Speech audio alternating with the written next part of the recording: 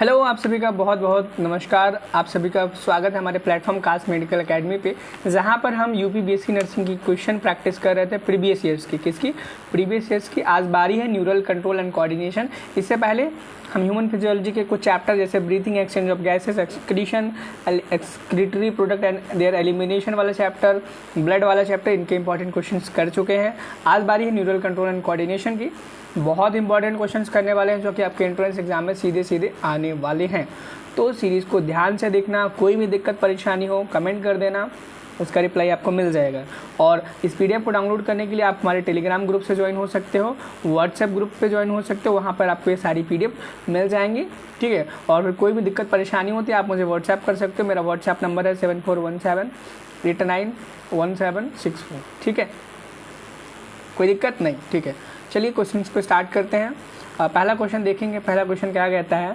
पहला क्वेश्चन देखो, बहुत इंपॉर्टेंट क्वेश्चन है, सबको पता ही होगा। नहीं पता है पता कर लो, क्योंकि बहुत क्वेश्चन है, इंपॉर्टेंट है, एग्जाम में आने के चांसेस रखता है। कहीं ना कहीं हर एग्जाम में पूछ दिया जाता है। ऐसा एक कोई एग्जाम नहीं होगा जिसमें इस क्वेश्चन को पूछा ना हो।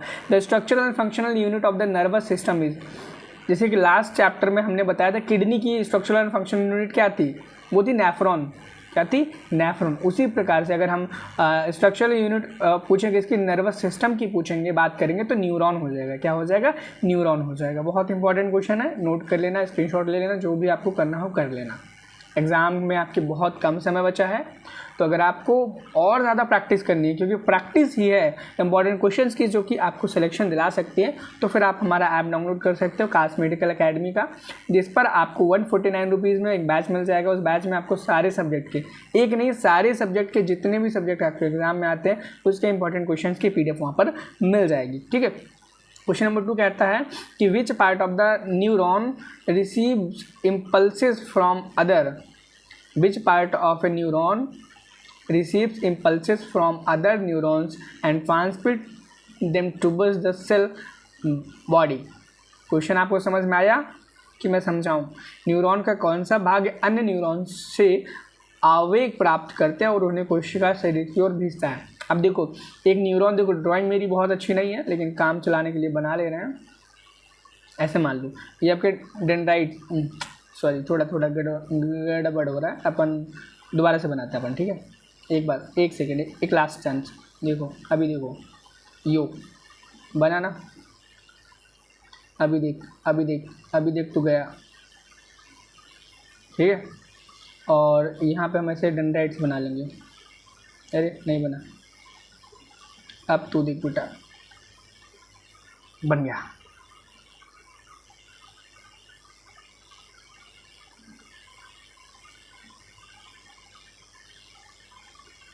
ये डेंड्राइट्स हैं, ठीक है।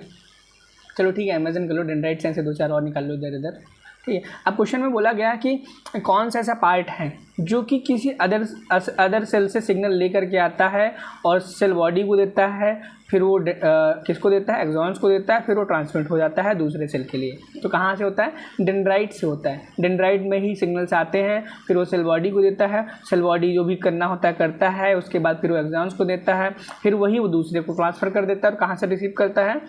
फिर से रिसीव करता है डेंड्राइट से अगले सेल में, ठीक है। ये भी बहुत इंपॉर्टेंट क्वेश्चन है, इसको भी नोट कर लेना, ठीक है।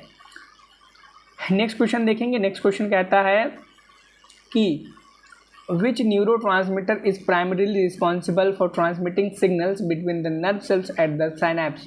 यानी कि कौन, ये महा इंपॉर्टेंट है, फिर से यार महा इंपॉर्टेंट क्वेश्चन है। क्या है? महा इंपॉर्टेंट क्वेश्चन है, इस क्वेश्चन को छोड़ के मत जाना। कौन सा न्यूरोट्रांसमीटर एक सिनेप्स पर तंत्रिका कोशिकाओं के बीच संकेतों को प्रसारित करने के लिए मुख्य रूप से जिम्मेदार है? Acetyl choline, adrenaline, insulin, glucagon. जैसे कि मैंने बोला ना आपको, इधर इधर इधर आपका ये रहा सेल बॉडी, ये रहा आपका एक्सॉन, ये आपके एक्सोनल टर्मिनल्स हैं, सिनेप्टिक नॉब्स बोल सकते हो। फिर यहाँ से आपका दूसरा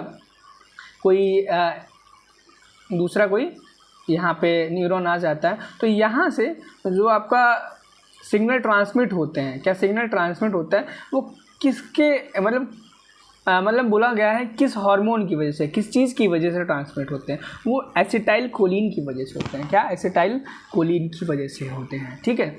याद रखना, बहुत इंपॉर्टेंट क्वेश्चन है, एग्जाम में आता है, इवन नीट में भी क्वेश्चन बहुत बार रिपीट किया है, 1-2 बार नहीं, बहुत बार रिपीट किया गया है।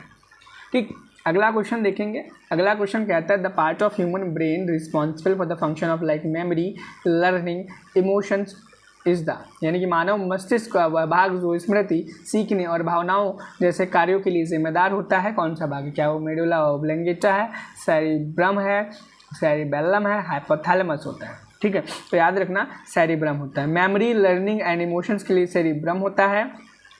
और सेरिबेलम क्या होता है? सेरिबेलम मैप बोल सकते हैं, क्या मैप, ये इसे हम रिले सेंटर बोलते हैं, रिले सेंटर बोलते हैं। इसका फंक्शन ये होता है कि बॉडी में जो भी सिग्नल्स आ रहे हैं पीएनएस के थ्रू, ठीक है, वो डिसाइड करेगा ये जो सिग्नल आया है ब्रेन के किस पार्ट में भेजना है, उसको मेडुला ऑब्लंगेटा में भेजना है, हाइपोथैलेमस में भेजना है, या सेरिब्रम में भेजना है, कहाँ भेजना है वो डिसाइड कौन करता है?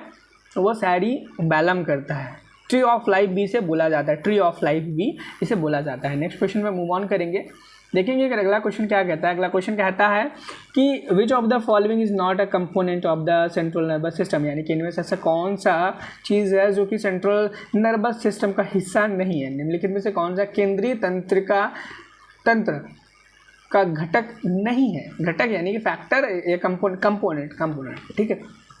ब्रेन, देखो सीएनएस में क्या क्या चीज़ें आती हैं? Brain plus spinal cord, brain plus spinal cord. अब देख लो इसमें से कौन सी नहीं है, ये इंपॉर्टेंट क्वेश्चन है बेटा, इसको लिख लो, याद कर लो, जो करना कर लो। ब्रेन भी है, स्पाइनल कॉर्ड भी है, नन ऑफ दिस कभी होगा नहीं, और पीएनएस इसका आंसर हो जाएगा, ठीक है।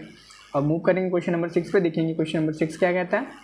और देखो यहाँ पे जो मैं करा रहा हूँ क्वेश्चन, यकीन मानो बहुत यूनिक क्वेश्चन है, बहुत अच्छे क्वेश्चन है, प्योरली एनसीईआरटी है, प्रीवियस ईयर है, ठीक है।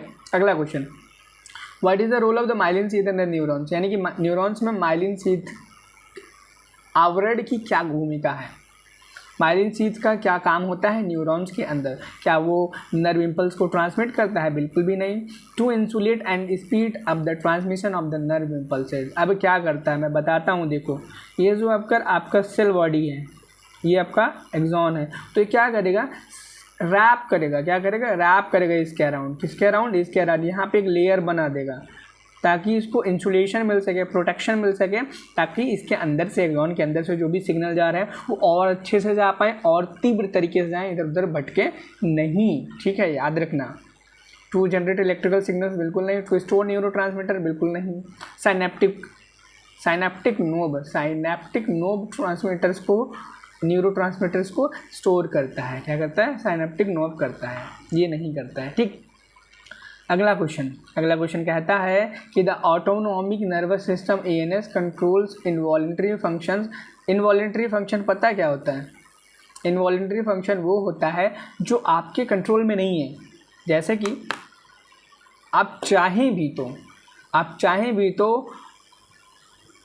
अपनी किडनी को, ठीक है, जैसे कि हमने चाहा और मेरी ये हाथ ऐसे हिलने लगे, हिल रहा है ना, आप चाह कर के भी अपनी किडनी को वहाँ से उठा करके अपने हार्ट की जगह पर नहीं ला सकते हैं।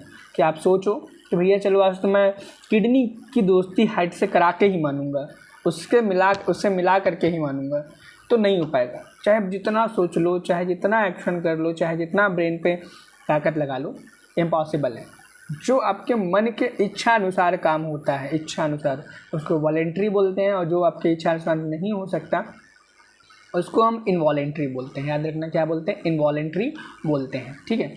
सच as heart rate and digestion, which branch of ANS is responsible for the fight and flight hormone, fight and flight response action. तो ये सिंपैथेटिक, ये फाइट एंड फ्लाइट सिंपैथेटिक, ये जो नर्वस सिस्टम है वो इमरजेंसी में वर्क करता है, क्या? इमरजेंसी। और इसके टाइम पे एड्रेनलिन, नोराएड्रेनलिन, एपिनेफ्रिन, नेफ्रिन, ये सब रिलीज होते हैं, ठीक है।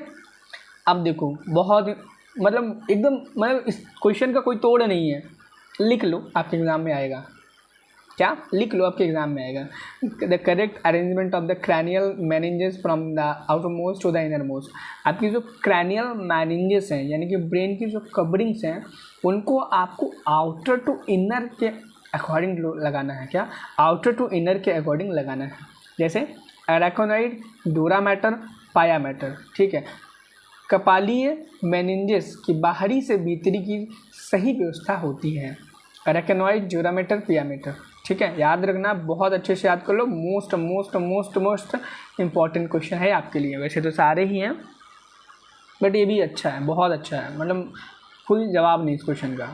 ये हर एग्ज़ाम में, मतलब कोई भी ऐसा बायो का एग्ज़ाम नहीं होगा पूछा ना हुआ, बोर्ड से लेकर के आपका नीट में भी। ठीक है, अब देखो, the tiny gaps between adjacent neurons where neurotransmitters are released to transmit signals are called। यानी कि आपसे पूछा गया है दो जो न्यूरॉन्स है, मान लो पहला न्यूरॉन ये रहा, दूसरा न्यूरॉन ये रहा, जहाँ पर वो न्यूरोट्रांसमीटर यानी कि एसीएच को रिलीज़ करते हैं उस जगह को हम क्या बोलते हैं? साइनैप्स बोलते हैं। बिल्कुल सही बात है, याद रखना, साइनैप्स बोलते हैं। लास्ट क्वेश्चन की तरफ मूव करेंगे। उससे पहले मैं बता दूं, अगर आपको कोर्स ज्वाइन करना आप कर सकते हो, कोई दिक्कत नहीं। अभी भी आपके पास इतना समय है, अगर आप क्वेश्चन प्रैक्टिस करते हो तो आपका सिलेक्शन हो सकता है। ठीक है। Which disease is caused by degeneration of the neurons in the central nervous system and is characterized by tremors and difficulty in the movement of a coordination? Parkinson disease है, इसको याद कर लो, इसके क्या सिम्टम्स हैं। ठीक है, वो क्या करता है, कौन सा विकार केंद्रीय तंत्रिका तंत्र में न्यूरॉन्स के पतन, degeneration of the neurons, degeneration of neuron होता है, याद रखना। इसमें डिजेनरेशन ऑफ न्यूरॉन बोला जाए तो याद रखना पार्किंसंस।